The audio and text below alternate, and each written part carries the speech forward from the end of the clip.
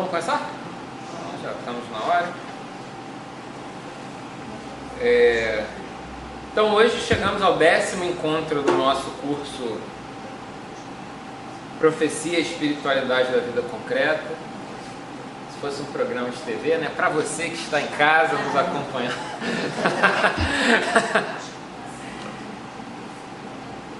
E hoje o nosso profeta-alvo vai ser o profeta Jonas.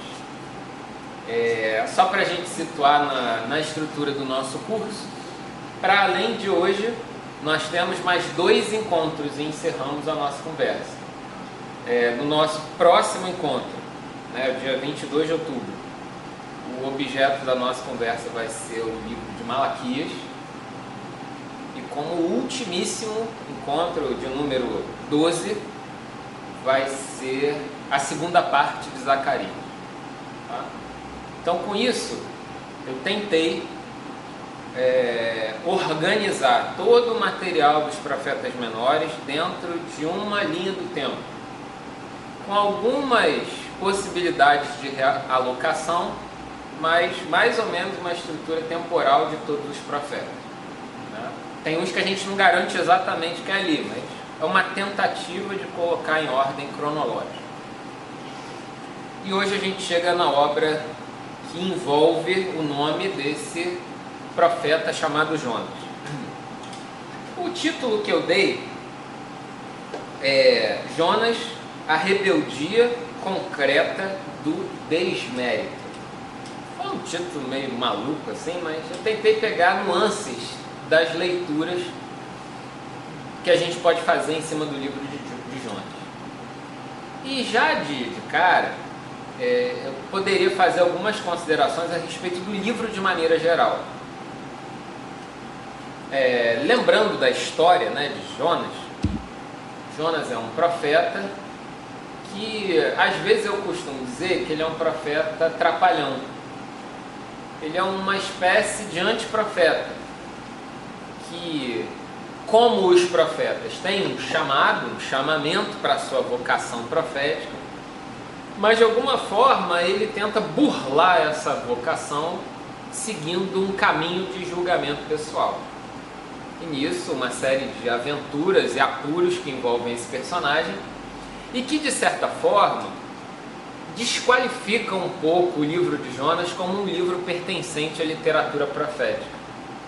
O material do livro de Jonas, ele mais se assemelha a uma narrativa, um conto, do que um livro de natureza profética como os demais.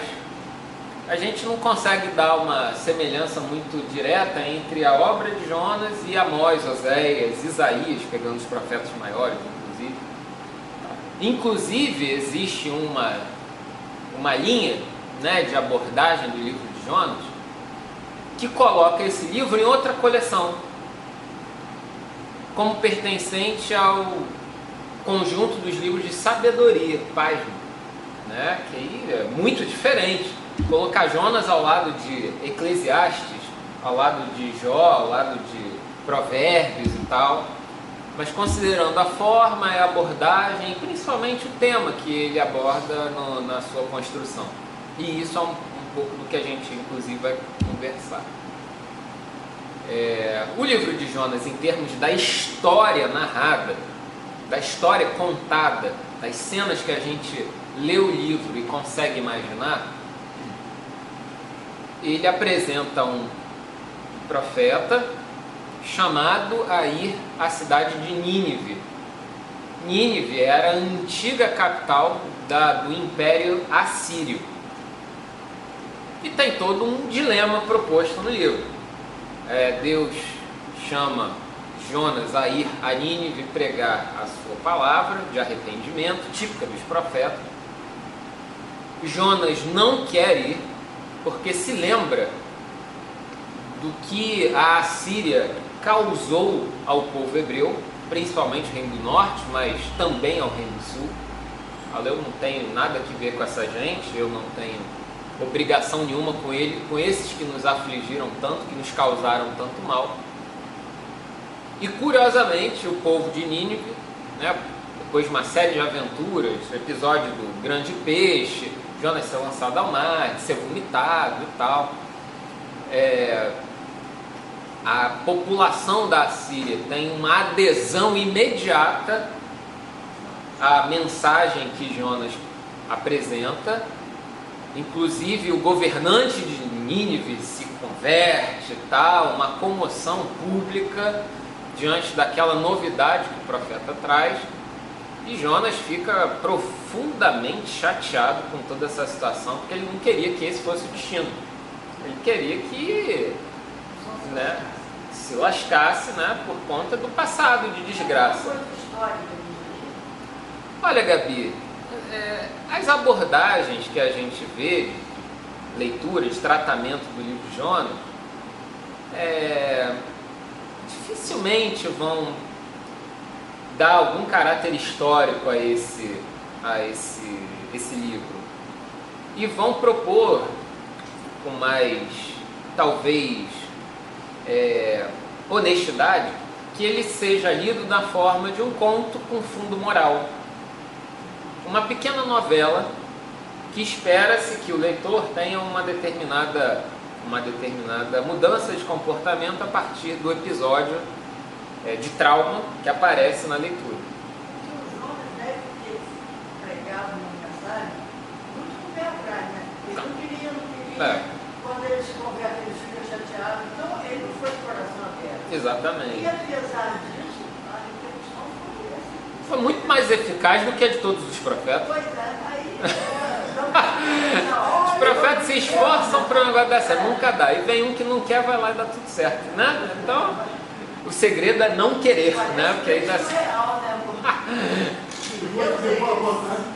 Exatamente, se fosse com boa vontade. Os profetas todos lá, eis-me aqui, envia-me a mim e tal, dá nada certo. Aí vem um que não quer, aí dá tudo certo. Então, a gente tem quase que uma piada, né, que se constrói em cima desse profeta, num momento, aí sim, agora eu quero falar do momento em que aparentemente o livro de Jonas surge,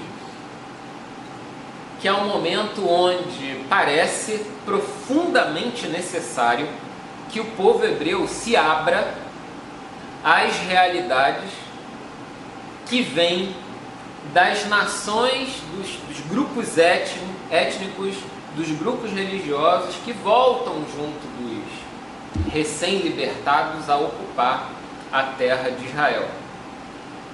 Esse movimento é importante, a gente percebeu algumas nuances desse movimento é importante pelo seguinte, lembrando ali da história que a gente até comentou nos 2 encontros passados. Teve o período do exílio na Babilônia, o Império Babilônio é vencido pelo Império Medo-Persa, Ciro assume o comando e manda os povos de volta às suas terras e manda reconstruir o templo, aquela coisa toda. Nesse processo, mais gente do que foi volta. Imagina, é gente que se casou com pessoas de outra nacionalidade, né? Gente que gostou do povo hebreu, se tornou amigo. Vamos lá para minha terra, lá tem um negócio maneiro, tem um rio que corta no meio lá e tal, né? Tem uns prédios bacanas, né? Então teve gente que voltou e tal. E aí isso coloca o povo hebreu num grande dilema diante de uma outra proposta que havia. Uma proposta bastante conservadora, encabeçada por Esdras, onde nessa proposta de Esdras a ideia era jogar fora tudo que não é hebreu. Tudo que não é hebreu não presta. Inclusive, proposta de Esdras, 2 pontos. Se você é casado com uma mulher não hebreia, despacha, porque isso vai trazer problema. Entendeu? Então, vamos buscar uma pureza étnico-religiosa para a gente se salvar dessa confusão que a gente se meteu. Foi uma abordagem para a reconstrução do povo. Pureza étnica religiosa. Deu certo, porque colou e cola até hoje esse tipo de discurso. Né? Vamos nos afastar de tudo que é diferente para a gente se salvaguardar. Mas parece que surge, no meio da reflexão religiosa do povo hebreu, pontos de vista diferentes, onde é preciso se abrir ao diverso, se abrir de maneira até bastante constrangedora, se abrir àqueles que em algum momento foram até inimigos de nós. E o livro de Jonas se enquadra nessa contrapartida, se enquadra nesse segundo ponto de vista. É preciso que nos abramos espiritualmente aos ninivitas, que poderiam ser babilônios, que poderiam ser persas, que poderiam ser gregos. A gente pode ler, por exemplo, o livro de Ruth. É preciso que nos abramos aos moabitas, povo estrangeiro, nunca teve uma boa amizade assim com o povo hebreu e tal. É preciso, como conta o livro de Isaías, que no nosso retorno alarguemos o tamanho das nossas tendas, estiquemos as cordas, porque o povo que volta é maior que o povo que foi. Então existem dois movimentos, duas abordagens. Como vamos fazer a nossa reconstrução? Uma baseada numa abertura, numa acolhida, numa flexibilidade, e outra baseada num conservadorismo, num maior rigor, nos critérios de puro e impuro, que chegam até o tempo de Jesus de maneira muito perniciosa, e contra isso Jesus vai lutar duramente. E até hoje. Não casar com quem não é da Até casa, mas é uma casa, coisa tem o que problema. O problema é sério. Você sabe, ele só é considerado judeu mesmo quem nasce de ventre judeu. Exatamente. O pai não interessa muito, mãe, Por isso que as mães morrem desesperadas quando a moça não é judia. Exatamente. É um desespero, porque aí os netos Não vão ser. Então é uma guerra danada. Agora, esse projeto deu muito certo, porque como a Solange lembrou, colou até os dias de hoje, né? A questão da pureza, impureza e tal. Tem lá suas razões de ser. Isso foi alguém viu isso como necessário, alguém viu isso como um caminho de espiritualidade possível, né? Não vamos também criar uma ojeriza, mas teve consequências positivas. A gente pode dizer que se não fosse esse movimento, muito material bíblico, por exemplo, teria sido perdido, né? Esse movimento foi muito importante para manter as tradições, a fé, o formato da fé judaica. Teria perdido muito da sua identidade. Nessa época não existe mais, né? O persa dessa época. Exatamente, é outra coisa. É outra coisa, os próprios outra egípcios coisa. não tem primogênitos. Exatamente. Os judeus se conservaram. Teve um lado positivo. Até uma coisa muito ruim pode dizer. Eu estou tentando me convencer disso. É isso, nenhuma semelhança, problema. Vamos voltando ao tema. Então, esse é o contexto, né, do livro de Jonas, né? Um contexto onde é preciso, no mínimo, é preciso repensar algumas coisas sobre a nossa flexibilidade. Até onde estamos dispostos a ser flexíveis com relação à nossa abertura. Né? Jonas tem um caminho, Ruth tem um caminho,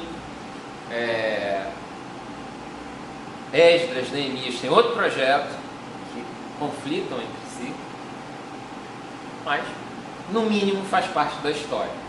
Um dos projetos venceu, o projeto de Esdras, disparado, foi mais eficaz, foi mais interessante, e aí fazendo uma crítica eu até diria que foi mais interessante a quem detém o poder do que o projeto de Jonas. O projeto de Esdras foi mais útil, até ele se baseando, né, sendo estruturado na casta sacerdotal. Teve mais condições de dar conta desse projeto. Inclusive, né, uma consequência danosa, né, dessa questão do puro e impuro e tal, é a questão de muito dessa questão da pureza e impureza acabar batendo ali, esbarrando numa questão social. Porque é tanta regra, tanto método para se purificar, tanta questão em cima disso, que na prática quem é pobre não consegue se tornar puro nunca. Então você faz uma espécie de escala socio-religiosa da pureza. Quem é pobre não é puro nunca, quem é rico tem suas facilidades para se purificar. E aí que está a grande sacanagem da questão. Né? Porque se a questão, se tornar puro fosse igualmente possível para todos, até vá lá. Mas como não era, então você segrega religiosamente as pessoas.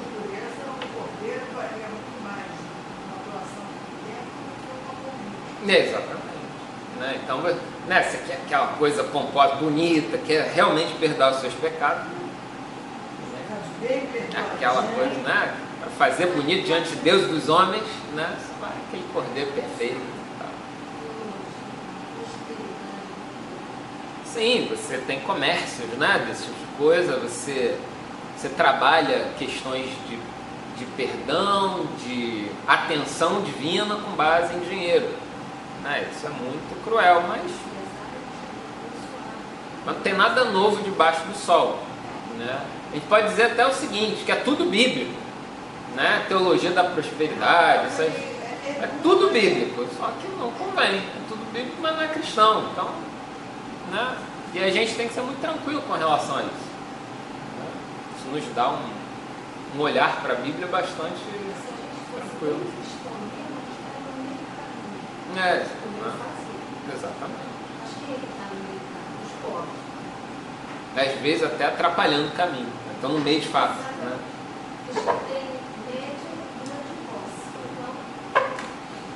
Bom, mas vamos ler um pouquinho aqui do texto de Jonas, só para a gente lembrar de algumas cenas de fato ali da história. Então começa ali com um trechinho de Jonas 1. Levante-se e vá a Nínive, a grande cidade, e anuncie aí que a maldade dela chegou até mim.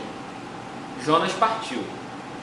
Então, com a intenção de escapar da presença de Javé, fugindo para Tarsis. Desceu até Jope e aí encontrou um navio de saída para Tarsis. Javé, porém, mandou sobre o mar um vento forte que provocou uma grande tempestade e ondas violentas. E o navio estava a ponto de naufragar. Os marinheiros começaram a ficar com medo e a rezar, cada um ao seu próprio Deus. Vamos tirar sorte para ver quem é o culpado dessa desgraça que nos está acontecendo. Tiraram sorte e ela caiu em Jonas. O que você fez? O que vamos fazer com você para que o mar se acalme? Jonas respondeu: é só vocês me pegarem e me atirarem ao mar, que ele se acalmará em volta de vocês. Eu sei que foi por minha causa. Então, esse é o primeiro ponto. Exatamente. A Solange já botou a bola na área ali. Ela falou, tem uma questão aqui que parece que tem muito diálogo com o imaginário religioso popular.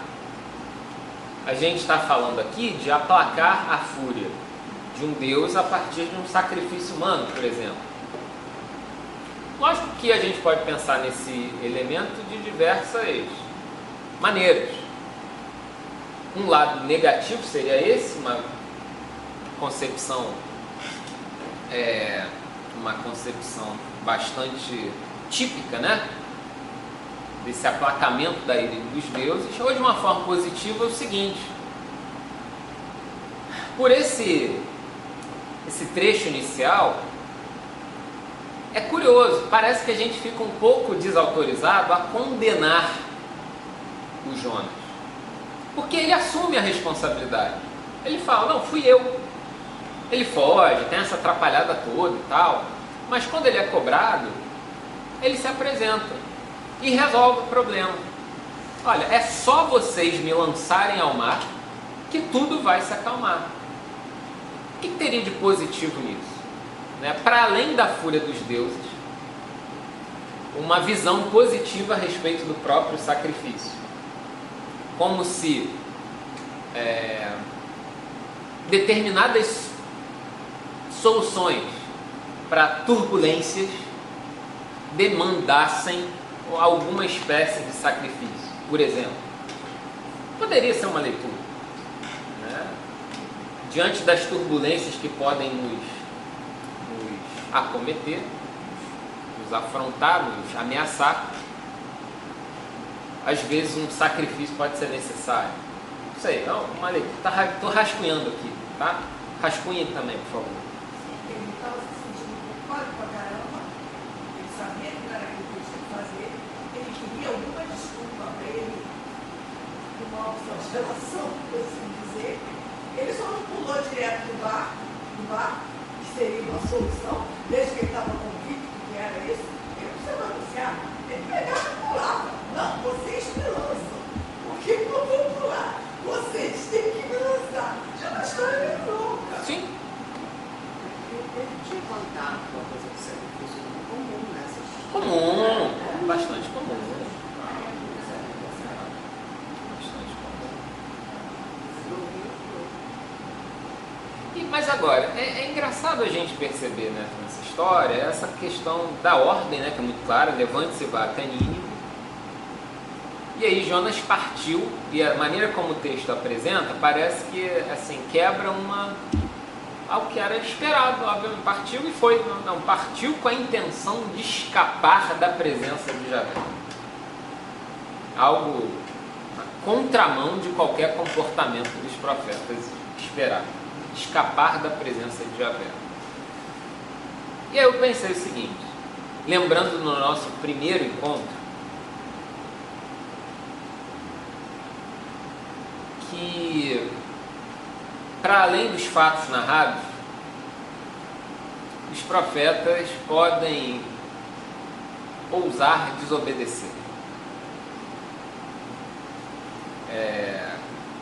tentando construir uma outra leitura. Muitas vezes nós vimos da boca dos profetas coisas que supõe a ideia de uma ordem divina e tal, que vai, lance uma série de ameaças, maldições, desgraças e tal. E eu não me nego a pensar que talvez Jonas pudesse ter pensado que de fato ir para Nínive era algo completamente absurdo. Algo que, como se ele talvez estivesse se enganando. Algo que ele ouviu mal e tem noção de que esse não seria o caminho de Javé e portanto desobedece. Desobedece com a melhor das intenções. Porque isso jamais seria dito pela boca de Deus. Numa concepção de um profeta típico daqueles que veem Deus como Deus nacional, aquela coisa toda. Tipo, eu estou ouvindo errado. Se eu estou ouvindo isso, eu devo ir para o caminho contrário, porque eu estou me enganando. Isso não pode ser palavra de Javé. Como se o profeta tivesse uma espécie de arrogância que o autorizasse ou que o motivasse a determinadas desobediências de coisas que... Não sei, é um rascunho aqui, tentando elaborar. E para dar um caldinho nessa ideia, eu trouxe um texto do nosso amigo Alexandre Cabral, num livro que ele publicou no ano passado, referente à Reforma Protestante, e cujo título se chama Teologia da Transgressão. Vindo do nosso amigo Alexandre Cabral, você tem que ter esse caráter, né, de virar o avesso tudo quanto for possível. E aí ele diz o seguinte: nada mais problemático e aparentemente contraditório para a experiência religiosa ocidental do que afirmar que a transgressão é um elemento necessário na estruturação das narrativas teológicas em geral, sobretudo se pensarmos nas narrativas que atravessam, animam e condicionam as tradições judaicas e cristãs. É que o tipo hegemônico ou predominante de experiência religiosa no Ocidente produz, como outras tantas experiências e práticas hegemônicas, a invisibilidade de elementos que suspendem ou colocam em risco seu poder de estruturação. Tudo acontece como se a transgressão fosse um perigo para a perturbação dessa religiosidade hegemônica. Desculpa. Tudo acontece como se a transgressão fosse um perigo para a perpetuação dessa religiosidade hegemônica. Por isso, não é à toa que a tradição cristã hegemônica conjugou a ideia de pecado com a experiência de insubmissão a Deus. A positividade do fenômeno da transgressão no interior da experiência religiosa pode ser caracterizada à luz da seguinte proposição: a transgressão não reativa da vida religiosa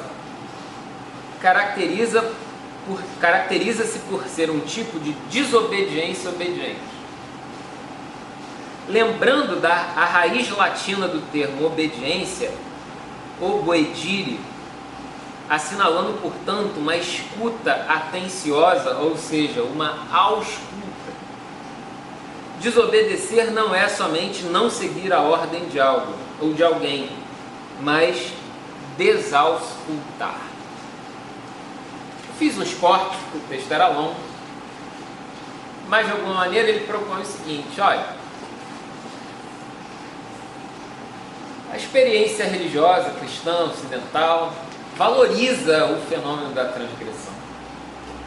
Tem sempre uma transgressão ali embutida.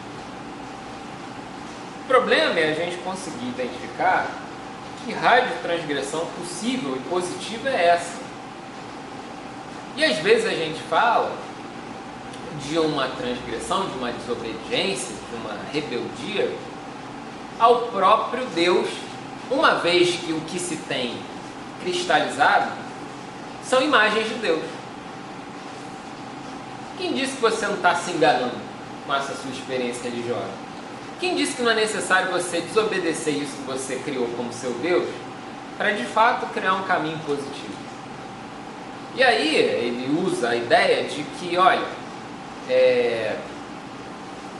não é uma questão de obediência, é uma questão de pegar um estetoscópio e ouvir o coração. Ouvir a essência, o núcleo, o mais profundo dessas ordens e conseguir captar o que tem de positivo nelas. Desobedecer de maneira positiva.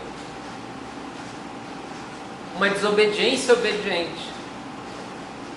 E aí, lógico que se muito do que nós falamos a respeito de Deus, por conta de uma limitação nossa, uma limitação humana e tal, acaba sendo imagens dessa própria divindade, ou experiências muito particulares, que até dificilmente vão ser compartilhadas, porque não vão fazer sentido, são particulares.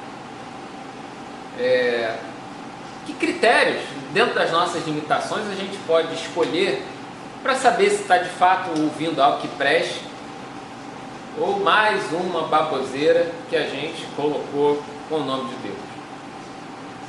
Como que a gente pode, de maneira confiante, coerente, sincera, convicta, espiritual, dizer que estamos desobedecendo a Deus para obedecer a Deus? Para a nossa tradição cristã é Cristo, é amor. Mas até o Cristo, né? Mas acho que até o Cristo corre risco de se tornar um ídolo desses cristalizados. Não, mas a pregação de amor, não é a Pois mensagem que a gente vai dizer, a mensagem centrada o cerne, no amor. né, que parece produzir mais benefícios à humanidade. Né? Porque é a limitação que a gente tem. A gente fez o julgamento, a gente acha, a gente julga, a gente escolhe dizer que esse núcleo da mensagem de Cristo é positivo, que a gente acha que olhando, né, a vida como ela é, o amor, a gratitude, a benevolência são positivos à humanidade. Mas Né? a transgressão no desenvolvimento cultural do povo pode ser parte essencial, né? Quando Abraão não faz o sacrifício no falando, não sacrifica. Reluta, né? Pelo menos. Então ali o salvo, né? Como faz. Ele leva a fazer, mas Deus diz para ele não fazer. Mas quem interrompe não é ele. Ele não transgride, ele obedece. Deus transgride para ele. Ele não transgride, ele obedece. Abraão vai. Mas se tudo é uma imagem dele, ele de repente, esse Deus, quando ele está dentro dele, do certo de Jesus, mandando, ó, sacrifique seu filho. Depois o Deus dentro dele, Deus de maneira, não, entendi o que você está dizendo. Ela está criando uma outra leitura, como se num dado momento, na hora do vamos ver da ação final, né, não é possível. E aí, né, eu entendi a cena que você está montando. Quer dizer, o texto bíblico coloca um anjo aparecendo e fala, ó, relaxa aí, parece poder. A história do Balaão com a mula, ele parece que ele vai amaldiçoar o povo, né? Exatamente. É uma coisa diferente. Então, num primeiro momento, Deus diz para ele, não vá. Aí, num segundo momento, ele resolve, Deus diz para ele, vá, mas... Como se fosse uma crise pessoal, né? Uma crise pessoal. Entendi. Aí depois, não, eu vou. Entendi. Aí precisou a mula. Como se toda essa guerra fosse travar dentro dele. Interessante essa leitura.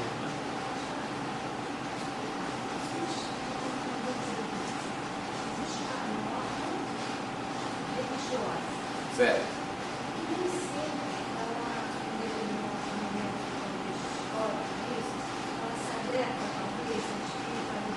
Eu diria mais do que normas, Lúcia, mais do que uma norma religiosa que não se adequa, eu diria até visões religiosas ou vocações religiosas que às vezes estão tão bem estabelecidas, mas que não cumprem aquilo que seria essencial dentro da nossa visão de positividade, né? A gente até comentou alguma vez disso, da vocação da própria igreja, ser porque sempre foi, né? Então, às vezes, parece que é necessário se autotransgredir, né? Usando o linguajar aí, se dar um autogolpe, né? O pessoal agora está falando em autogolpe, para conseguir fazer o...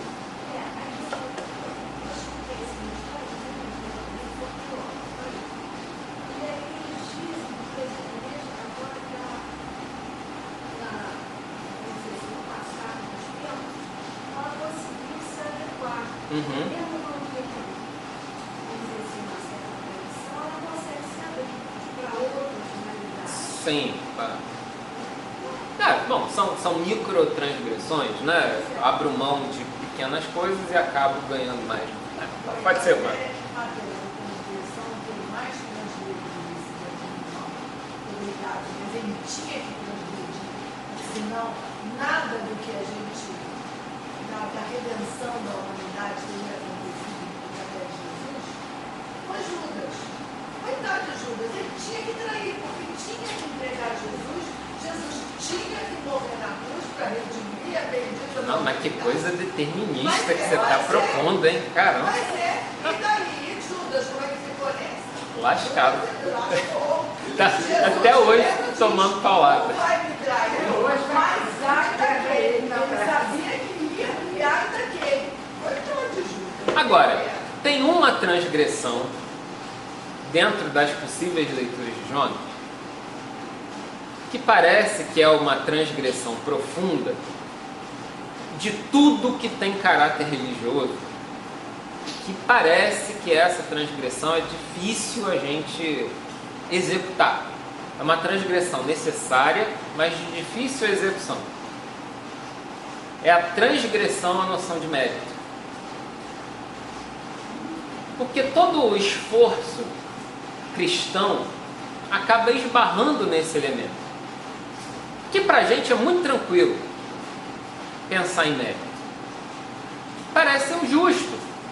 Aliás, dentro das experiências humanas objetivas, pensar em mérito talvez fosse o critério mais justo para você estabelecer algum tipo de julgamento, de avaliação sobre os fatos, sobre as pessoas e tal. Você pesa, dentro do que você conhece, você pesa.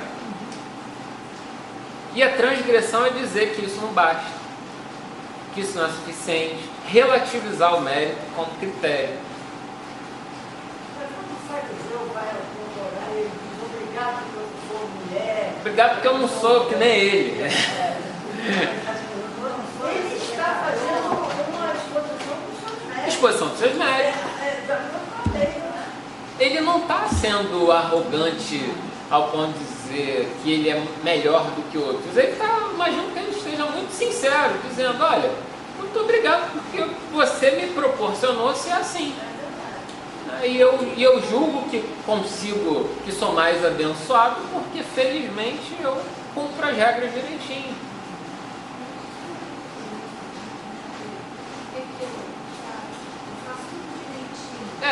Eu conheço tudo, faço tudo certo, o que me falta? Entendeu? Como é que eu resolvo a minha questão de mérito? Então, parece que essa é uma transgressão necessária. Porque, assim, na boa, se a gente pensar...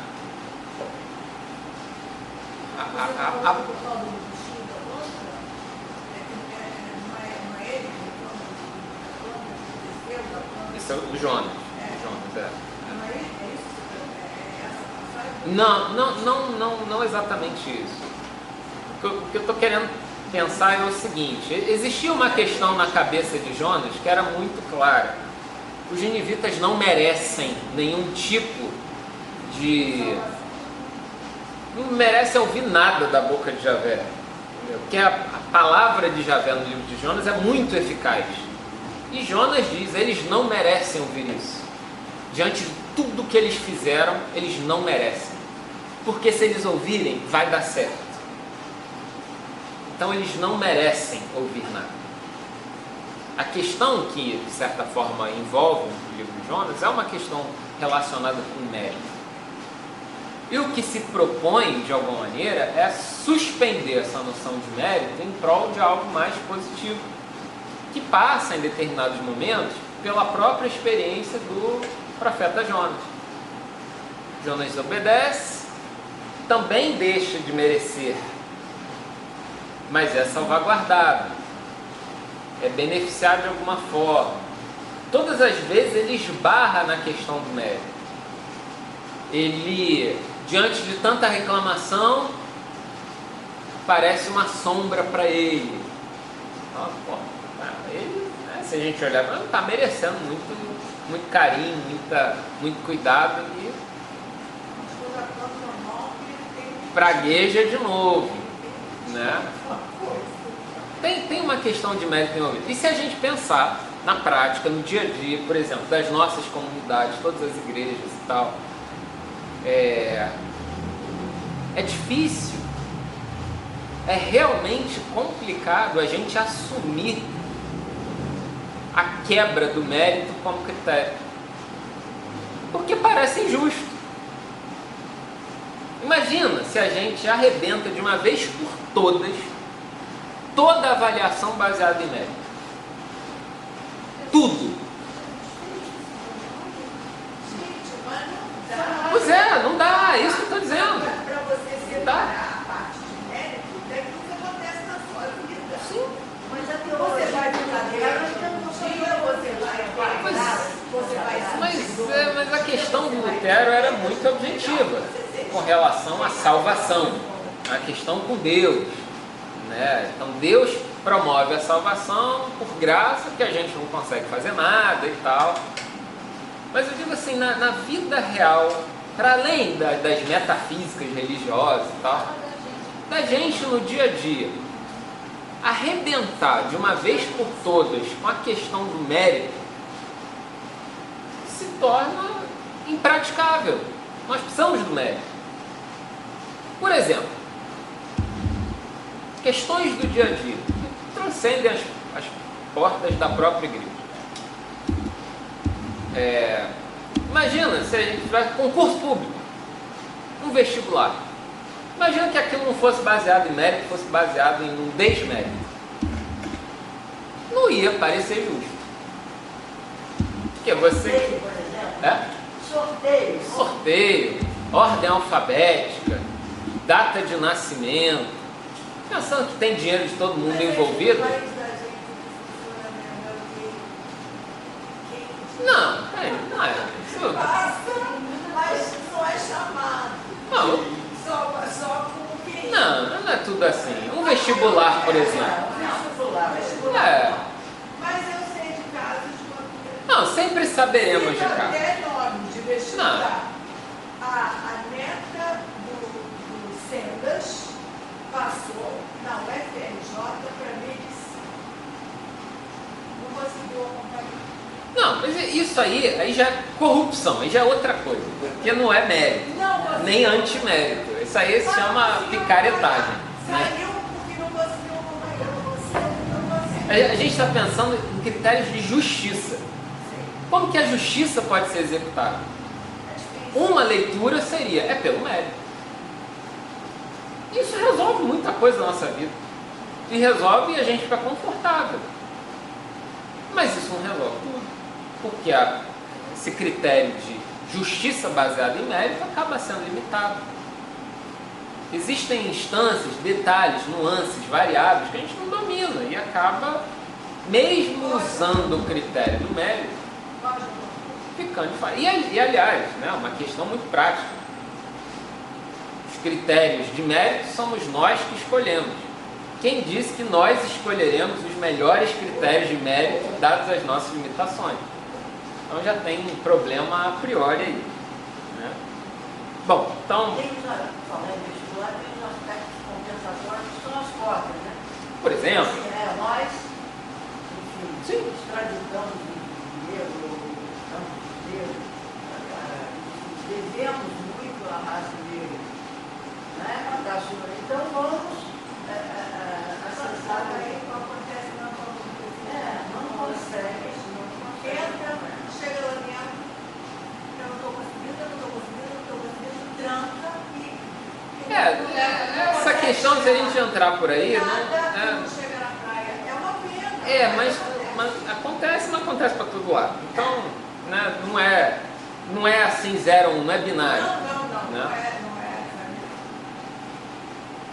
Bom, então, nesse sentido, né, a justiça parece que esbarra em alguma coisa, precisa ser transgredida de alguma forma, para a gente se abrir a outras possibilidades. Por um critério de justiça objetivo, na ideia de Jonas, os ninivitas não mereceriam nenhum tipo de palavra de Javé. Eles não teriam nem a chance de ouvir nada. Já que é uma palavra eficaz, como eles são o que são, foram o que foram, não merecem ouvir. Isso é um ponto. Transgressão como caminho para a justiça. Transgressão, desobediência, obediente.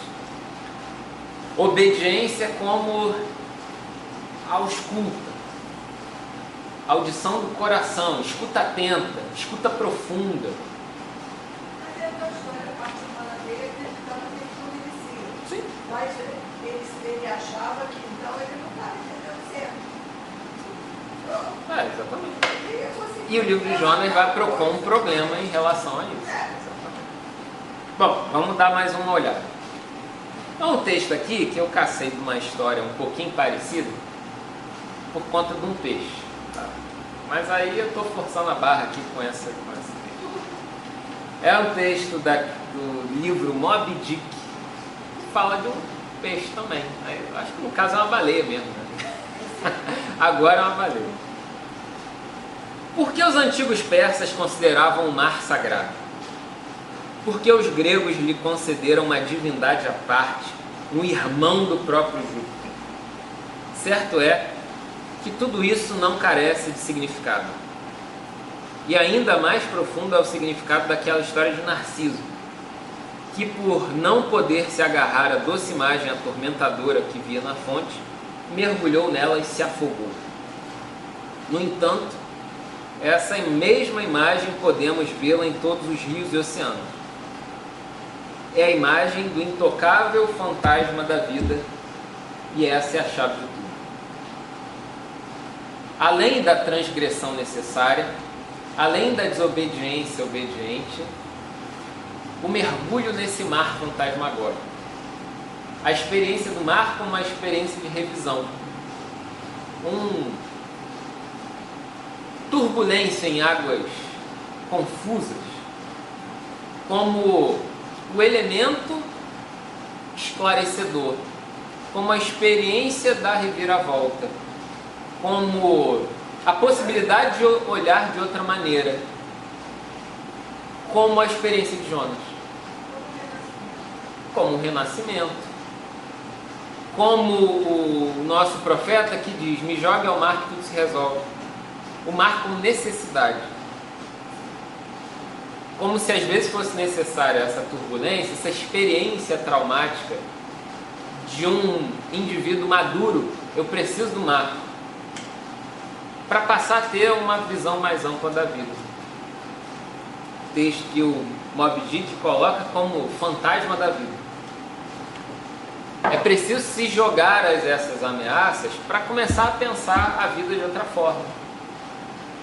É aquelas situações onde numa vida simplesmente baseada em mérito, onde a gente fica muito tranquilo, como o jovem rico que, eu não lembro mais se foi a Márcia ou alguém que mencionaram,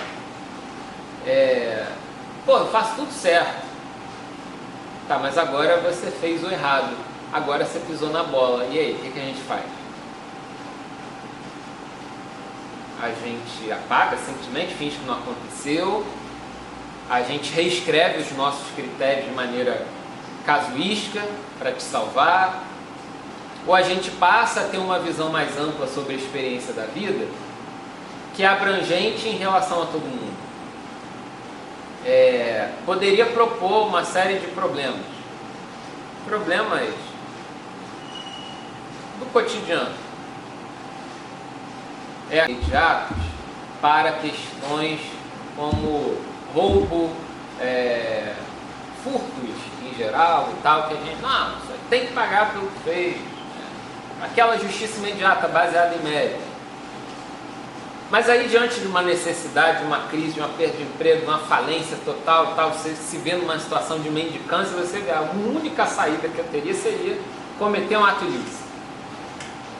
Mas há tempos atrás, quando estava tudo em ordem, quando você estava na beira da praia molhando a canela, você estava tranquilão apontando o dedo e dizendo que de fato esse critério de mérito era suficiente para tudo. Agora, quando você é mergulhado no caos, quando você é lançado ao mar, quando você é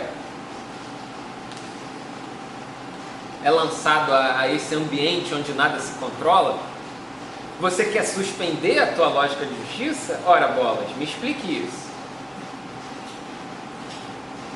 E isso parece ter uma capacidade de revisão muito ampla. Lógico, se a pessoa tem a mínima abertura, ela vai rever a vida dela e vai estabelecer novos critérios. Esse trauma como um trauma necessário para o crescimento, mas também rola a perspectiva de se fechar. E aí você se condenar, se flagelar, se maltratar e não se curar desse problema nunca por conta de uma justiça, né? Como eu sou ruim, eu não presto para nada, né? E aí a gente não tira potência nenhuma desse caminho. Deus não me ama mais. Você falou de profunda, né? Essa visão profunda. E aí, Deus também tem um negócio chamado aleatório. Acontece, quer dizer, até você, se você tiver uma visão mais profunda, você consegue fechar aquilo. Aí tem também a coisa invisível. Se você estiver atento, falando por mim,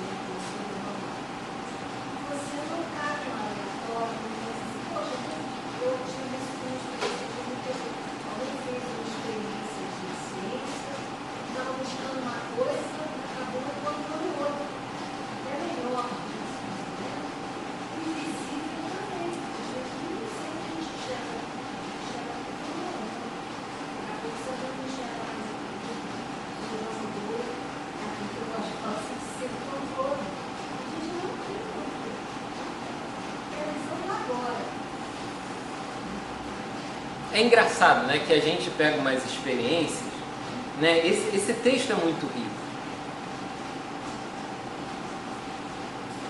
Tem duas imagens aqui do mar, da água. Uma é de Narciso e a outra é de Poseidon, irmão Júpiter, mar mesmo. São dois elementos distintos. O mar pode ser identificado ao inconsciente, talvez. Algumas pessoas mergulham e saem com a nova vida, o batismo você mergulha. Sim. E você pode também enlouquecer, porque o inconsciente pode te tragar. Vamos por esse caminho. As águas do Narciso. Narciso quer se ver, se apaixona por si mesmo, se apaixona pelos seus méritos de beleza. Narciso se envaidece de si mesmo, se apaixona por si e faz de si uma divindade. Que água que ele está vendo? Contra que água ele se depara? São as águas calmas que permitem com que ele se veja, né? Água turbulenta não permite ninguém se observar. Porém, o mar, quando a gente pensa nele, na potência do mar, é turbulência, é caos, é fúria, é força. E ninguém que coloque a cara na água do mar consegue se enxergar, porque é sempre misturado, é sempre confuso. Como se essa experiência de confusão, onde aquela coisa arrumadinha dos méritos, das normas, das ordens, fossem dissipadas, como se nessa experiência do caos a gente pudesse tirar algo de positivo dela. Aliás, como o texto mesmo propõe, que os antigos persas consideravam o mar sagrado, a divindade grega Poseidon, o texto bíblico das águas caóticas, como se dali, dessa confusão original, dessa confusão inicial, desse turbilhão, houvesse uma potência criadora, e não das águas calminhas. A divindade brota, né, dessa confusão, mesmo que essa confusão precise ser vencida, mas é ela que tem uma potência criadora.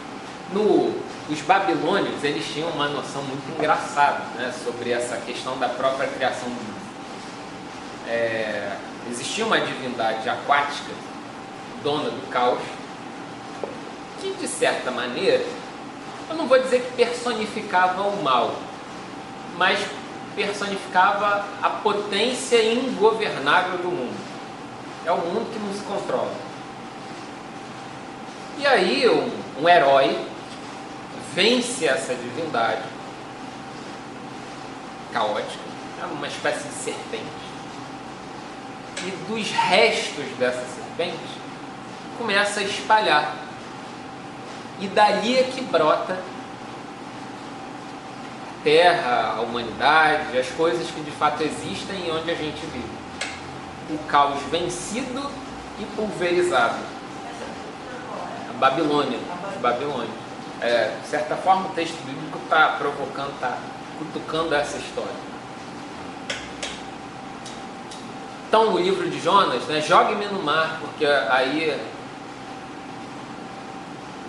o caos como necessário, como necessidade.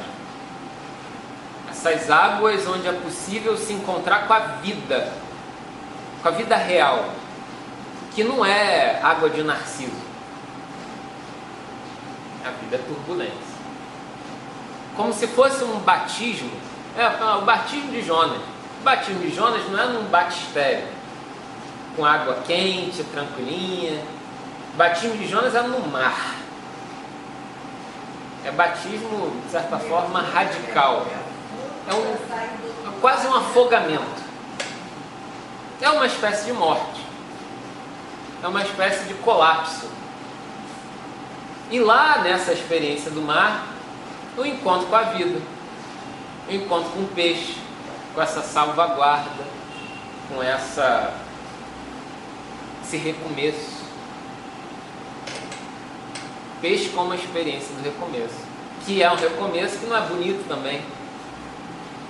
É um vomitar na praia. O sujeito, mas aí ele começa na recaída, né? Ele foi lá, pregou, ficou chateadíssimo com o resultado, não é? Então, quer dizer, vamos dizer, depois do renascimento, você pode ter outras falências no mundo, né? Outros percalços. Porque fica na expectativa, será que depois dessa experiência toda, Jonas vai ter alguma mudança de comportamento, né? Será que ele... Né? Ele continua sendo Jonas. Como todo mundo pode passar na vida o que for, que tem uma parte dela, que como dizia o Marcos, é invisível na bala, você não consegue mudar completamente. E diante do que você está falando, Márcia, talvez o que seja importante nessa quebra do mérito como critério de justiça seja isso que você está falando. A gente mergulhar no próprio mar de nós mesmos. Perceber quão caóticos nós somos, ou quão sem mérito nós somos, se a gente usar esses critérios de justiça de que a gente é algo também. Né? Talvez esse seja o primeiro passo, né? Se encontrar com essa nossa vida real, num mergulho profundo nesse mar da nossa própria vida e ver, olha, quem nós somos. E aí você se percebe como um recorrente, como um... O que faz tudo isso não é outra coisa, são os medos das pessoas. E esses medos a gente tem muito no fundo da alma da gente. Você não consegue superar todos os seus medos. Os seus medos é que fazem você reagir de uma forma ou de outra. São os medos que você tem das coisas. Ou das pessoas. As inseguranças, né? Falta de... Isso aí, né? E quando você vem para a vida, você vem toda uma bagagem de medos, de coisas reais ou não, mas que te fazem medo.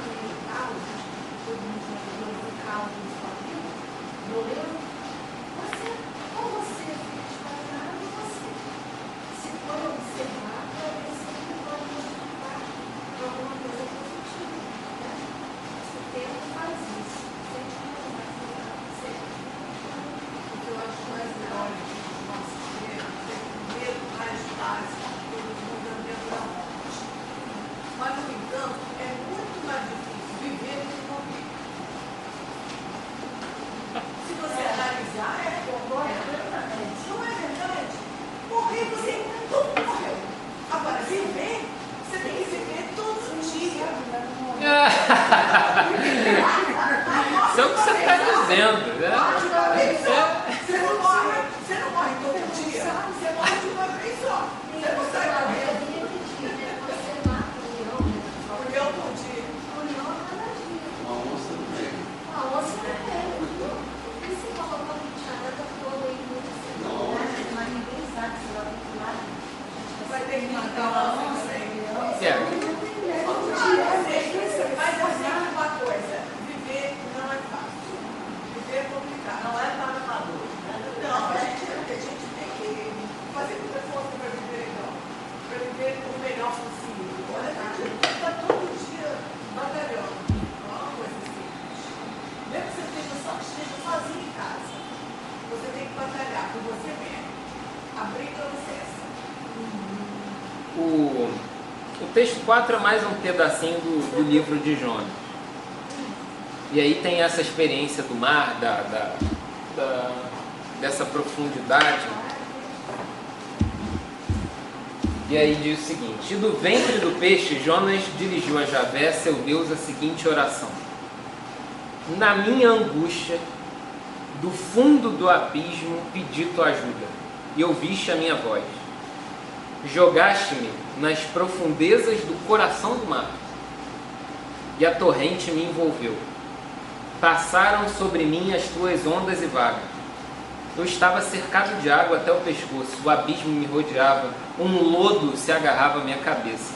Desci até as raízes das montanhas, a terra se fechava sobre mim para sempre. Mas tu retiraste da fossa a minha vida, Javé, meu Deus. A salvação pertence a Javé. E aí então Javé mandou que o peixe vomitasse Jonas em terra firme. É bem dentro do que a gente estava conversando sobre essa experiência do mar, né? E é engraçado, porque se a gente pensar por esse caminho, mas tu retiraste da fossa a minha vida, Javé, meu Deus, né? Essa constatação final dessa oração, a fossa provavelmente estava antes do mergulho no mar. A fossa era essa pequenez de pensamento, essa limitação, aquele tipo de crença, aquele modelo de vida, de vocação para a vida e tal. Essa experiência toda de estar com o lodo agarrado até o pescoço, conhecer o pé das montanhas e tal, e aí a experiência de salvação como um resgate aí. Olha, agora, camarada, agora você está pronto. Então agora você pode ser vomitado para o mundo de volta. Agora você pode voltar à realidade. Você conheceu o que é a vida de fato. Você teve uma experiência aí de uma virada. Uma virada onde você conheceu uma dupla fossa. A fossa que você estava antes e essa fossa salvadora aí que você se meteu. Dessa confusão, dessas águas profundas e tal. Né? E até o fundo do poço. E conhecer o que é profundidade. Conhecer o que é profundidade.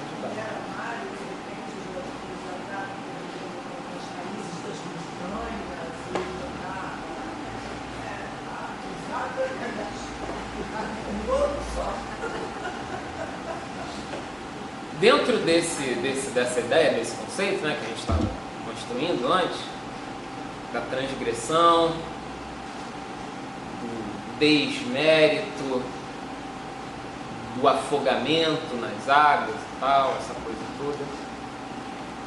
O livro de Jonas, ele foi lido durante bastante tempo como um precursor da ideia de graça.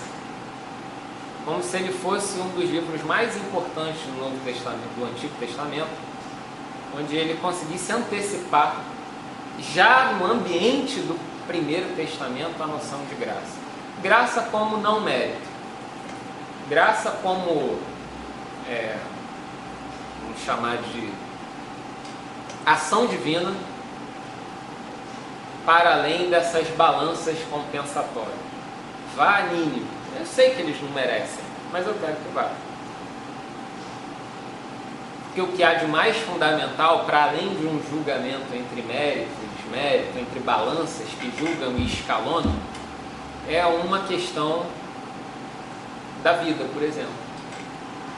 Independente dos méritos, os méritos servindo a vida, não o contrário, a vida servindo aos méritos.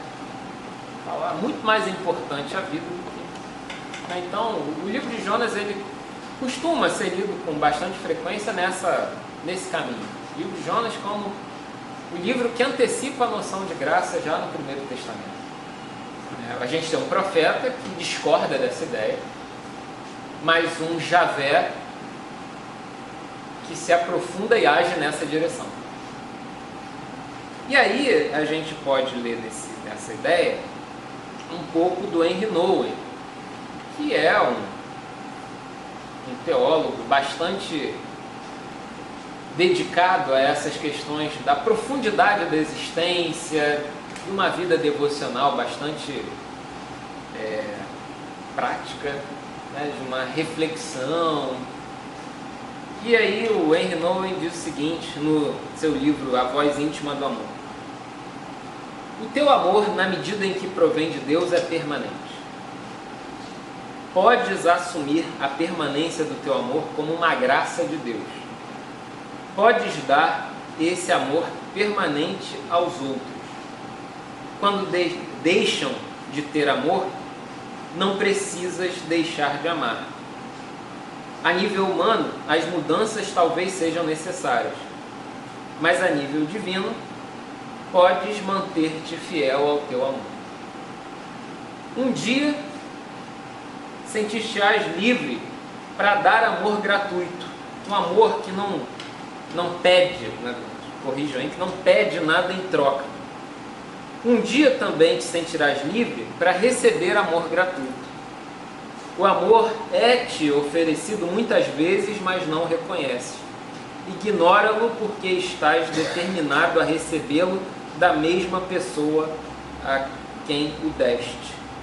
O grande paradoxo do amor é que precisamente quando te reconheces como filho bem-amado de Deus, quando estabeleceste fronteiras para o teu amor e foste, por conseguinte, capaz de dominar as tuas carências, começa a crescer na liberdade de dar de graça.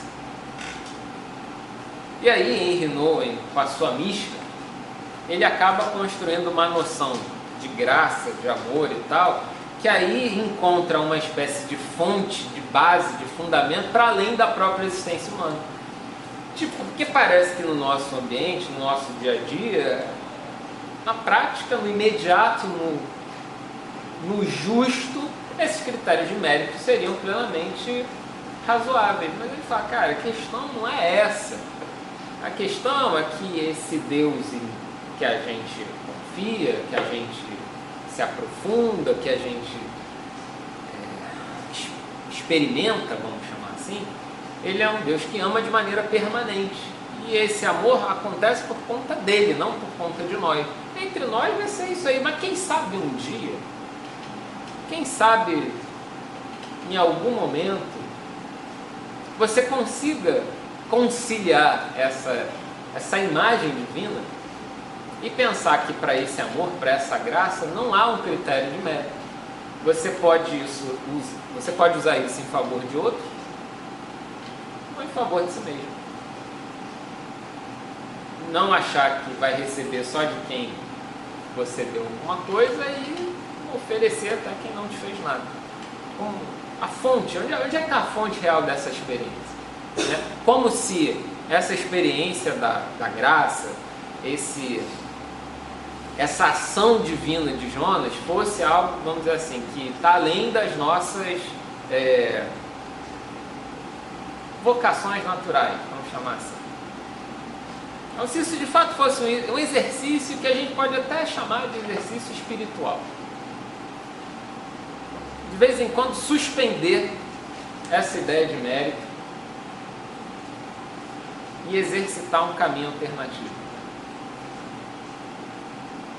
Ele fala, quem sabe, né? Sem aquele compromisso, né? Mas assim, considerando a nossa limitação real e tal, quem sabe um dia você não consiga se libertar, né, dessa relação de toma lá da cá, e consiga viver essa profunda experiência em Deus de gratuidade.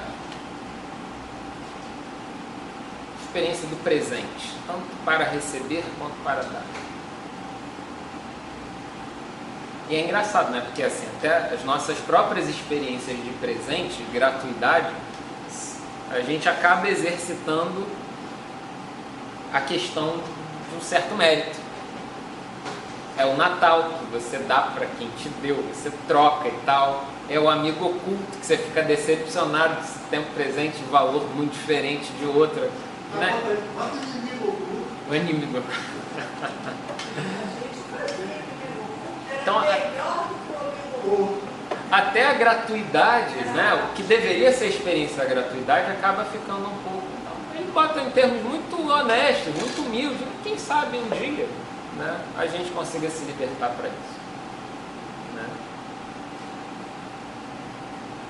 Então, a gente está amarrando algumas ideias. Né? Então, começamos lá, mostrando aqui a questão da transgressão, o mergulho no mar, o amor permanente e a gratuidade, e isso tudo a gente está envolvendo na questão da leitura do profeta Jonas.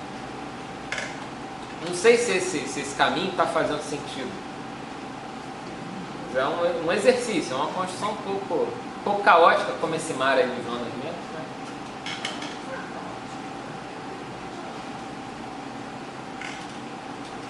E a gente pode chegar a um textozinho aqui. Deixa eu só ver aqui. Esse texto de Jonas mesmo, texto 6. Levante-se e vá a Nínive, ou seja, de novo, né, o convite, a grande cidade, e anuncie-lhe o que vou dizer a você. Jonas, em 40 dias, Nínive será destruída. Os moradores de Nínive começaram a acreditar em Deus, marcaram um dia de penitência, vestiram-se todos de pano de saco, desde os maiores até os menores. Deus viu o que eles fizeram e como se converteram de sua má conduta. Então desistiu do mal com que os tinha ameaçado e não o executou. Jonas ficou muito desgostoso. Javé, não era justamente isso que eu dizia quando estava na minha terra? Foi por isso que eu corri tentando fugir para Tarsis, pois eu sabia que tu és um Deus compassivo e clemente, lento para ira e cheio de amor, e que voltas atrás nas ameaças feitas. Se é assim, Javé, tira a minha vida, pois eu acho melhor morrer do que ficar vivo.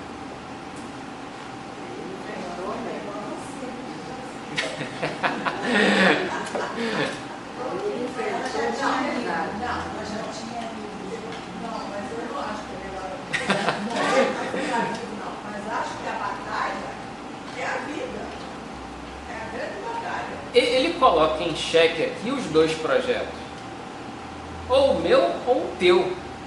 Eu sei que você, olha, ele usa palavras engraçadas para falar. Eu sei que você é compassivo e clemente, lento para ira, cheio de amor, que voltas atrás nas ameaças feitas. Eu sei que você é flexível. Eu sei que você... Nem parece que ele está fazendo. Não parece. Ele poderia até dizer assim, usando uma coisa mais chula, um profeta abusado, ele poderia... Eu sei que você é um frouxo. Eu sei que você é frouxo. Eu sei que você é mole. Você é... Quer arrependimento cozinho, você já se entrega toda. Eu sei que você é um coração mole, diferente do que deveria ser. Então, se a regra do jogo é assim, eu não quero jogar, é melhor morrer do que ficar vivo. Porque isso ainda assim parece injustiça. O mundo tem que ser o do tomar lá da cá. Tem que ser o do mérito. Desses caminhos sem volta. É difícil e antiprático muitas vezes.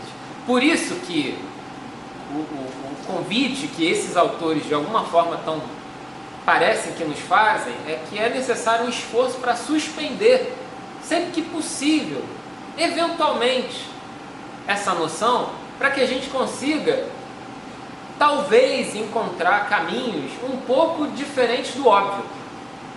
Porque o caminho óbvio é esse caminho de Jonas. É isso, olha. Eu acho que no fundo isso é, a medida desse valor é diferente. É o arrependimento. Porque senão ele perdoava todo mundo, não precisava de isso, utilizar, já nós estamos tentando. Então parece que a atitude de mudança de vida, ou conversão, ou condição, é básico. E aí, seria o mérito, a pessoa reconhecer que está errado, eu vou mudar a partir de hoje. Não pareceria os pés do mérito, só que um mérito diferente daquele. Um dos autores que a gente leu aqui, eu não quis botar o texto dele de propósito, mas a Gabi falou exatamente o que ele pensa, o autor, o Dallas Willard. Ele diz o seguinte: o que atrapalhou toda a noção de graça, que a gente acaba trabalhando com ela, é a noção de que graça é o oposto.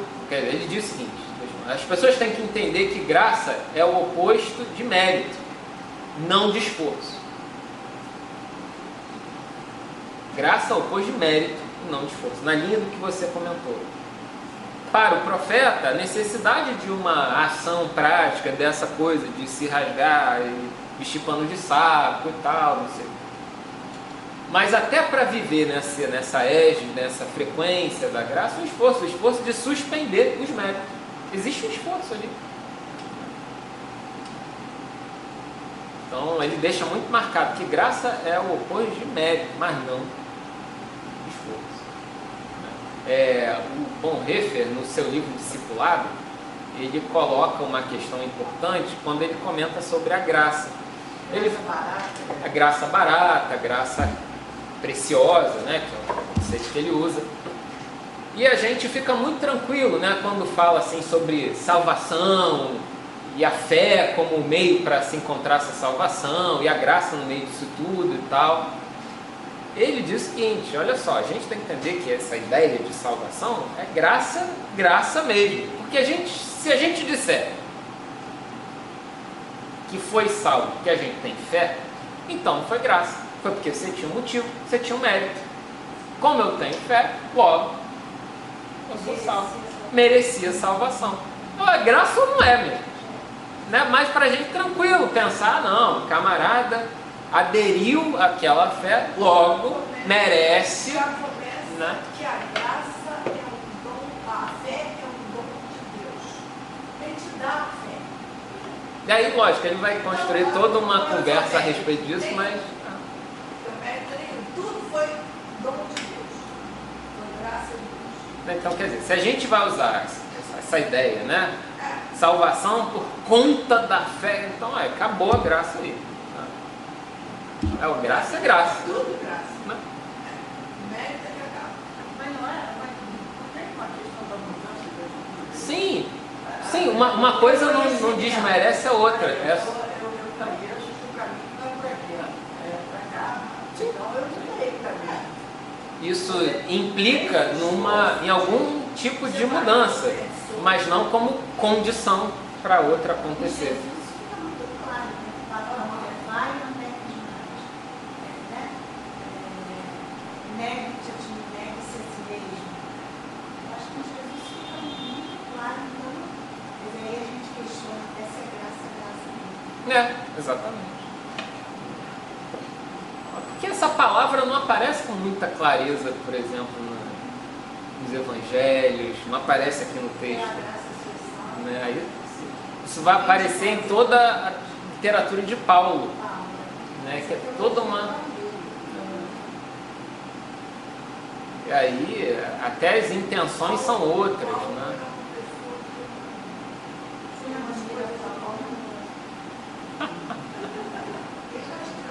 Radical. Que isso?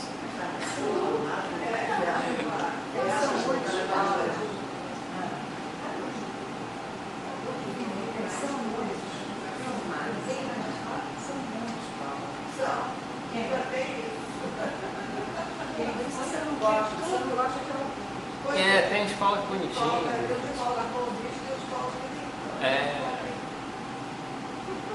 Bom, vamos ver aqui mais uma provocação, que foi um trabalho que eu achei fazendo uma leitura bastante diferente do livro de Jonas.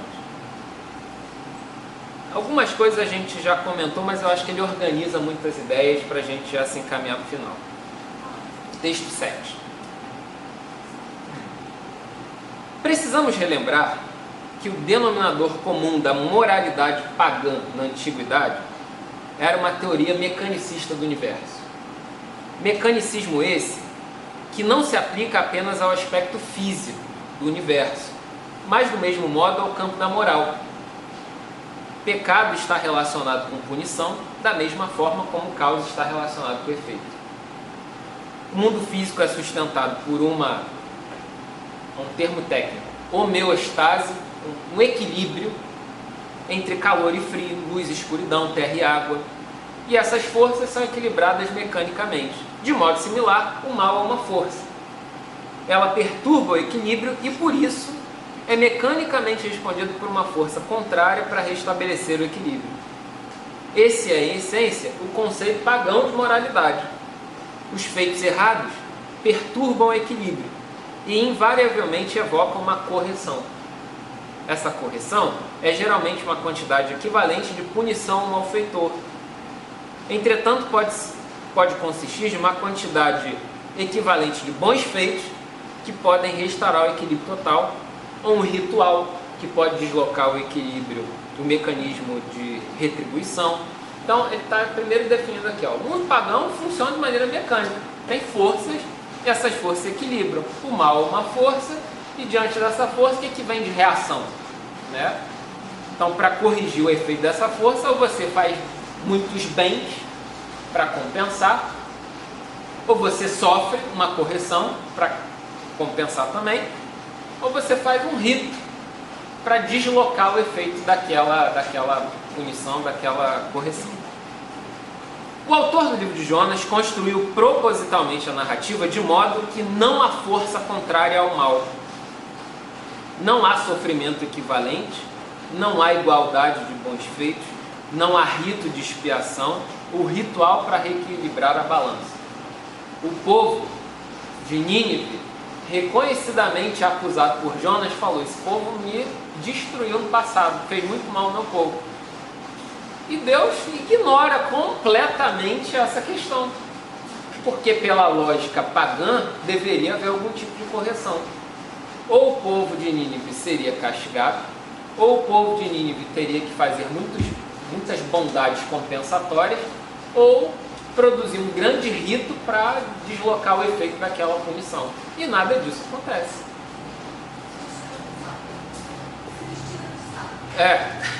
Mas isso foi depois, né? Isso foi depois. Jonas reage como qualquer homem antigo virtualmente reagiria, principalmente um profeta devotado a Deus.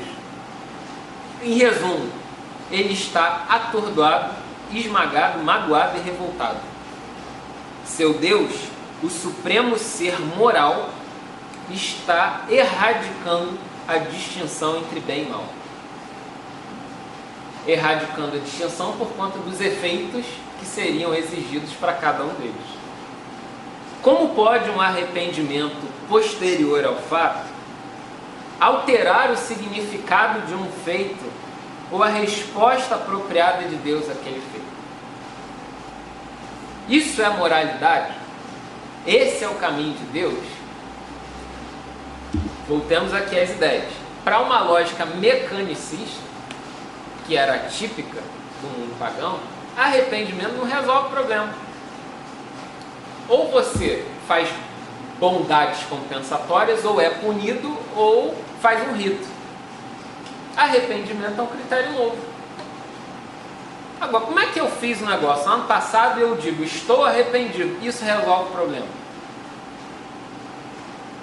Como é que fica a questão do mérito agora? Porque pelo mérito, você tem uma questão, você tem uma dívida. E o arrependimento, como elemento novo, resolve a dívida. Isso não fazia parte da balança. Né? Agora eu boto um elemento novo chamado arrependimento. Então estou arrependido, beleza.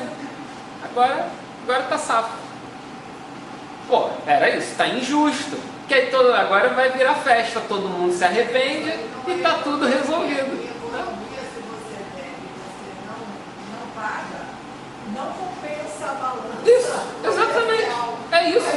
Não é, né? como é. E aí tem uma moeda virtual que apareceu agora, um Bitcoin da vida, e diz, agora isso aqui tem valor e é uma novidade. Para o Novo Testamento, Jesus é essa moeda virtual, que entra ali em cena e fala, está resolvido para todo mundo.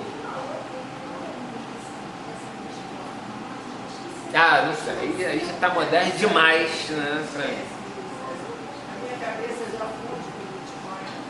Em Jonas, nós somos confrontados pelo seguinte problema filosófico. O autor propõe que o livro de Jonas é um problema filosófico. Perdoar o culpado é idêntico a punir o inocente? Já que em ambos os casos a distinção entre certo e errado e entre recompensa e punição é eliminada. Jonas era um profeta. A princípio, ele só se rebela contra essa ordem de ir lá fazer aquilo, mas não há nada que desqualifique Jonas como um profeta de Deus ao longo do texto. Não tem nenhum momento que diz que ele era um homem de pecado, um devasso, nada disso. Ele só fica furioso com essa questão. E aí você tem um homem inocente sendo punido, e você tem os pecadores sendo perdoados. Quer dizer, então, essa distinção acaba sendo eliminada. Sim, outro exemplo. Olha, pela regra, né? Pela regra do jogo, ele deveria devolver com juros, correção monetária.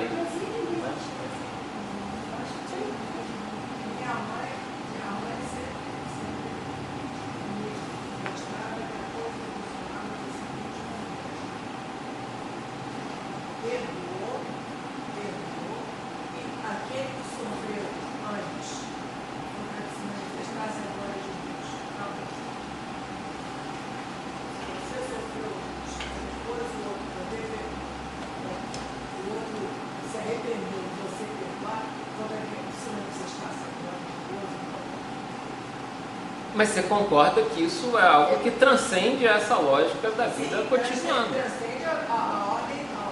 Mas o inocente que sofreu, foi para que se manifestasse a glória de Deus. Você precisa desse argumento para resolver o problema. Para resolver o problema. Senão você vai resolver o problema. Quer dizer, de alguma maneira o que você está dizendo é o seguinte, Márcia. De vez em quando a gente tem que sacar essa da cartola para resolver a vida. Exato. Né? E não ficar... então se ele fez, Eu preciso apostar nesse negócio para dar certo. Um revanchismo de uma coisa de partir para cima de ter, então ele vai ter que sofrer um pouco também, porque aí a coisa não acaba. Eu preciso usar esse argumento para que de alguma forma a vida aconteça. E senão. Eu aconteça de uma forma boa.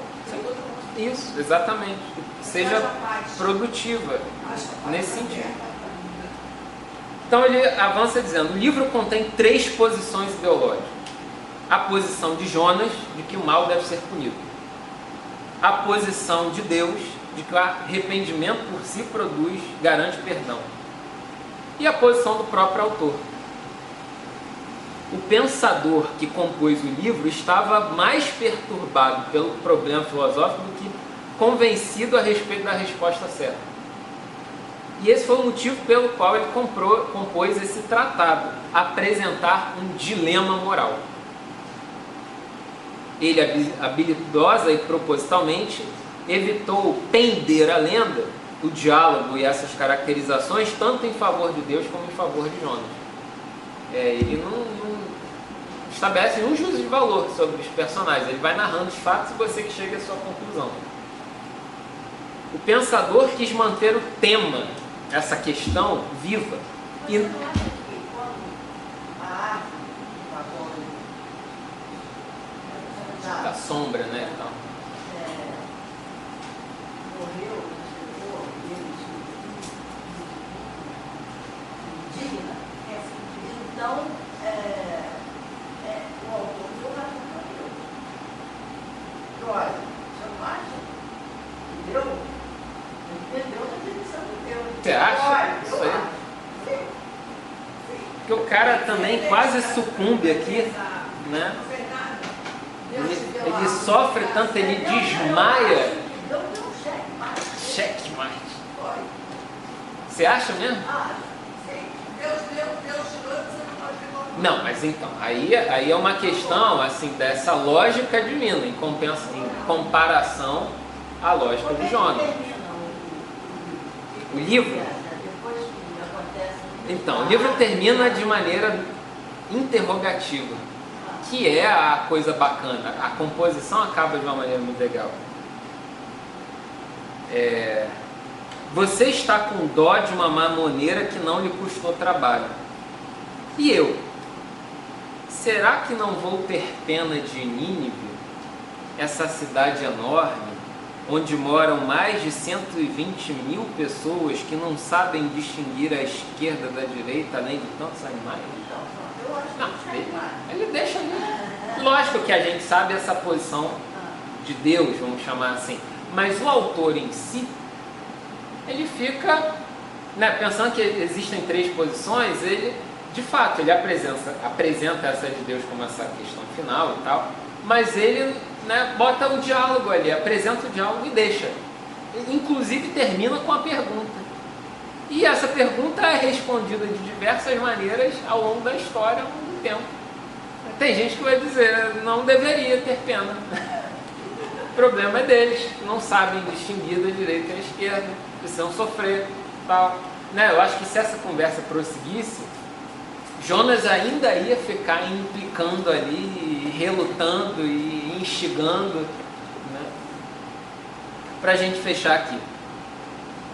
O pensador quis manter o tema vivo e não reduzir a um clichê moralista de bem contra o mal, amor versus ódio, universalismo contra tribalismo, punição versus piedade. Infelizmente, o autor falhou em sua intenção. No período pós-bíblico, nos últimos 2000 anos pelo menos, o livro de Jonas foi usado para ilustrar e enfatizar uma série de respostas simplistas, falhando em ressaltar a questão essencial do livro, que é a natureza da justiça. Ou seja, onde é que está a justiça? Na retribuição ou na gratuidade?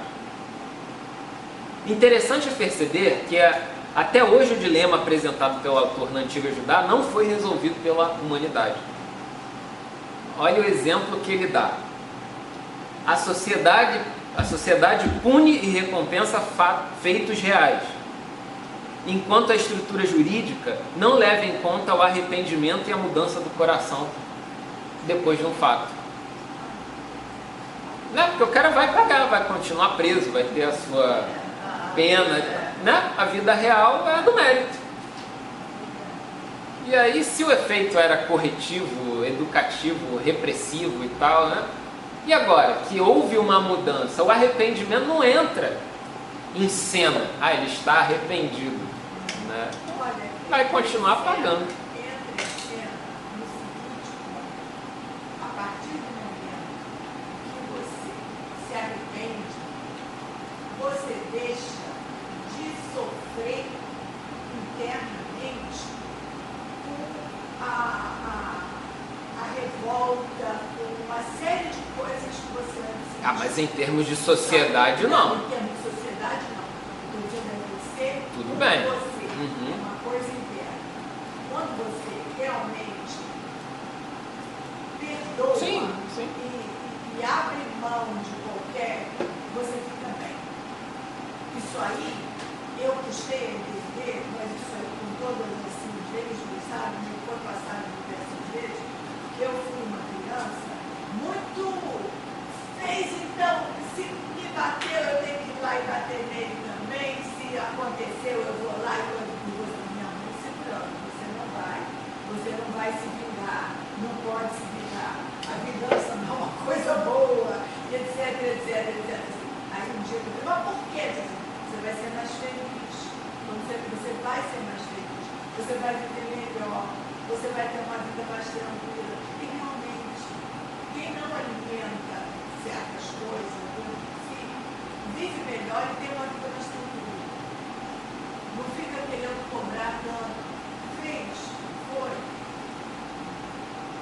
Mas eu não concordo com o que eu acho que esse dilema que o autor apresenta não foi resolvido pela humanidade. Eu acho que está resolvido. A humanidade é questão de você fez para pagar. Na prática, sim. Esse dilema já foi resolvido. A lá Jonas. O direito, mas eu estou dizendo, não é a gente perdoar. Estou dizendo em Tempos sociais. Vai ser tão boa, já não é boa. Se fosse uma vida boa, ela não estava indo, correndo e querendo agir de uma forma agressiva.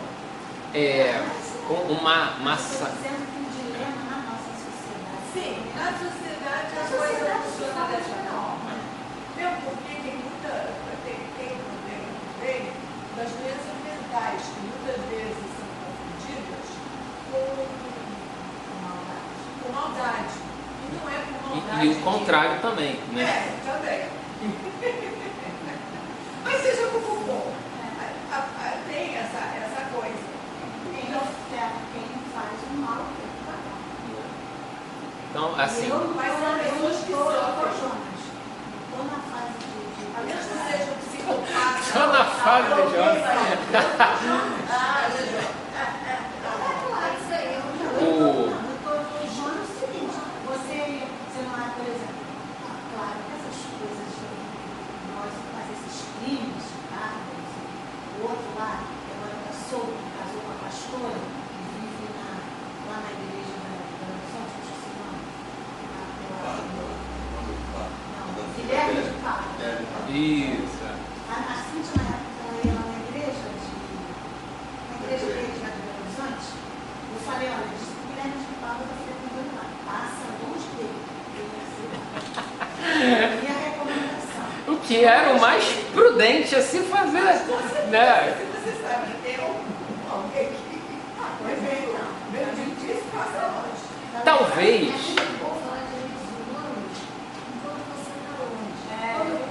Sim.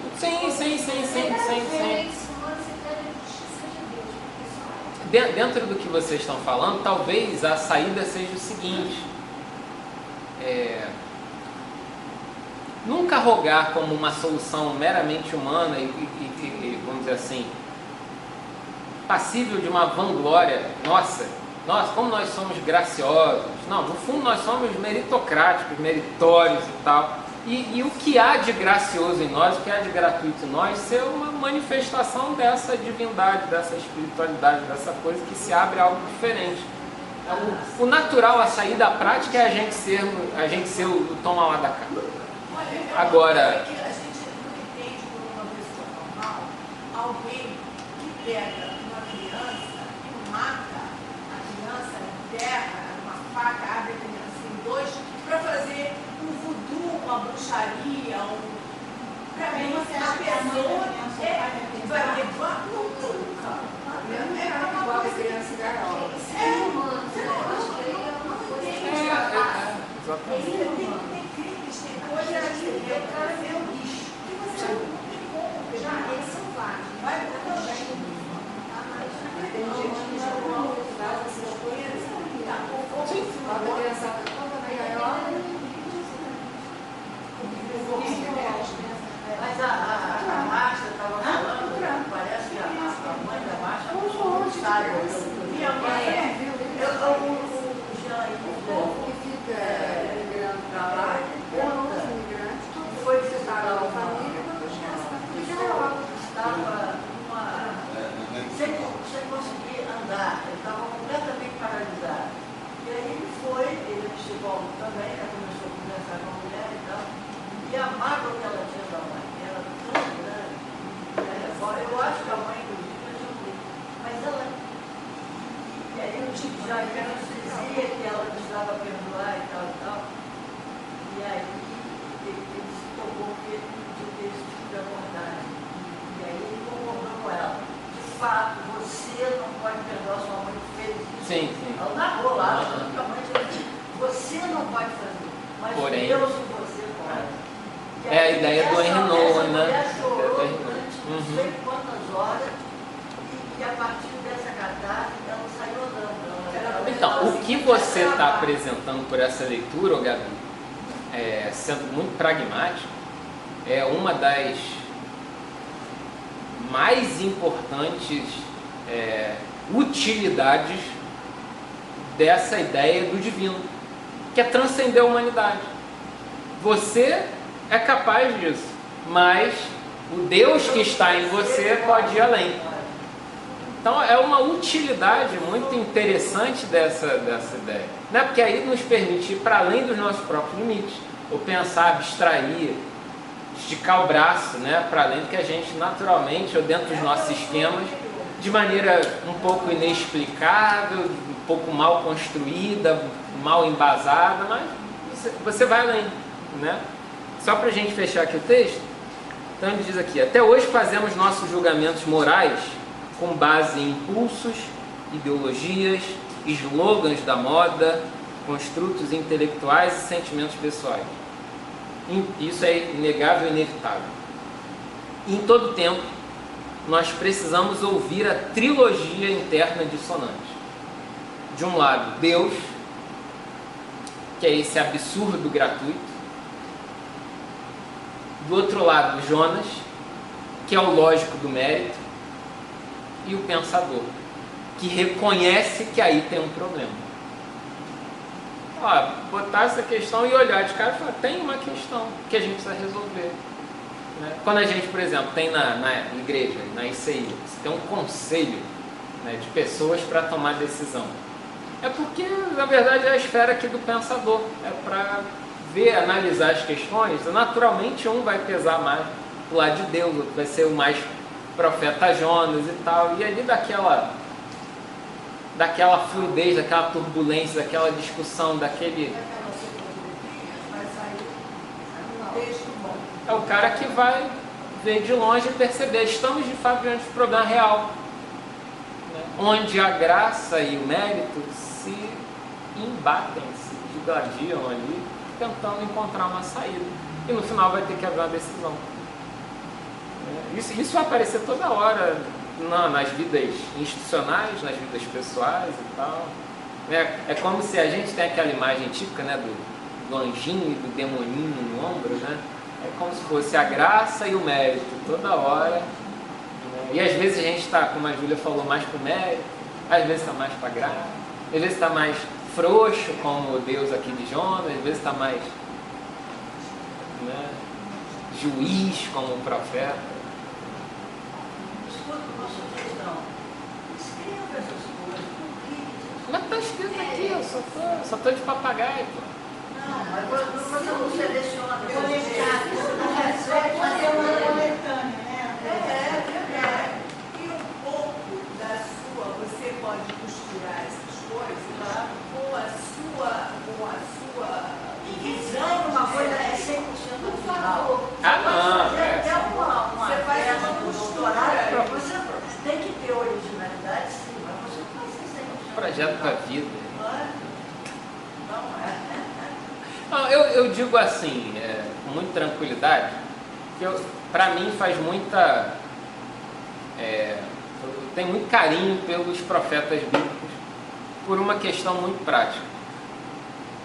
Eu posso dizer de uma experiência, vou chamar de experiência religiosa, né, usar esse termo, antes e depois da leitura dos profetas.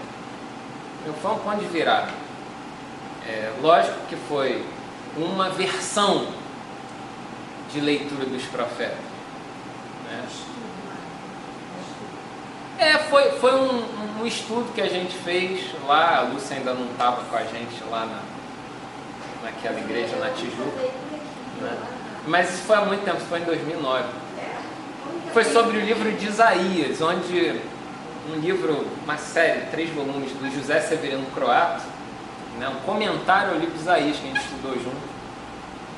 Porque esses livros proféticos eram muito lidos em termos de apontando como Jesus, assim, charadinhas e previsões a respeito do nascimento de Jesus. E o livro, da forma como ele apresentou, eu falei: caramba, esses profetas são mais cristãos do que muito que se faz com o Novo Testamento, né? Então foi uma importante experiência de manejo do texto bíblico. Então, pessoalmente, foi, vamos chamar assim, se aconteceu em algum momento,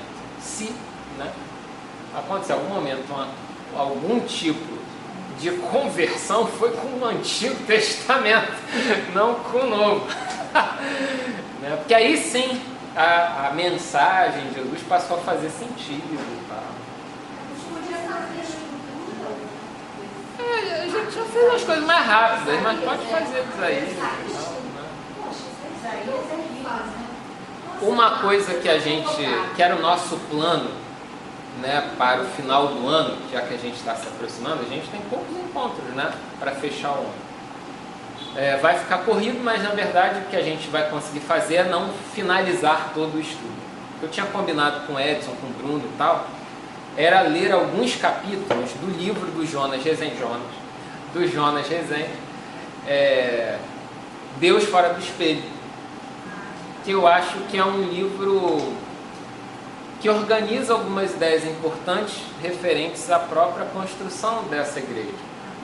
É um livro com, se eu não me engano, seus 16 capítulos. A gente não vai ter 16 segundas-feiras até o final do ano, mas pelo menos selecionar alguns capítulos mais chaves. Ele é fácil para a gente comprar, então. Os outros a gente tem em casa. Lá em casa. Fácil para a gente comprar. Não, eu acho que não é muito fácil, mas aí a gente escaneia e Se manda. não for, pode ser que tenha em casa. Não, é do A gente Jonas pode Rezende. ver com a Maria, João. Existe, é possível de comprar desses sebos e tal, mas Sim, eu tenho. Deus fora do espelho. Deus Fora do Espelho. Pode não ter para todo mundo. E aí É. a gente pode ver se a Neucimar tem. Ah, legal. Porque o Jonas tinha um Legal. em casa. A gente pode perguntar a ela se ela tem. Não, só não deixa empréstimo. Eu acho. Não, mas ela tem. Não, deve ter, assim, se a gente optar por comprar no sebo, tem para atender o nosso grupo aqui. Ah, é? Tem. Eu quero. Agora, é um livro importante. Então essa era a ideia, de fechar o ano com alguns Na capítulos. semana que vem a gente precisa ver. Não vai parar? Não podemos terminar sem uma menção especial ao dia do professor. Aí, todos os professores, todos os tempos. Por motivos técnicos. Que trabalham no feriado.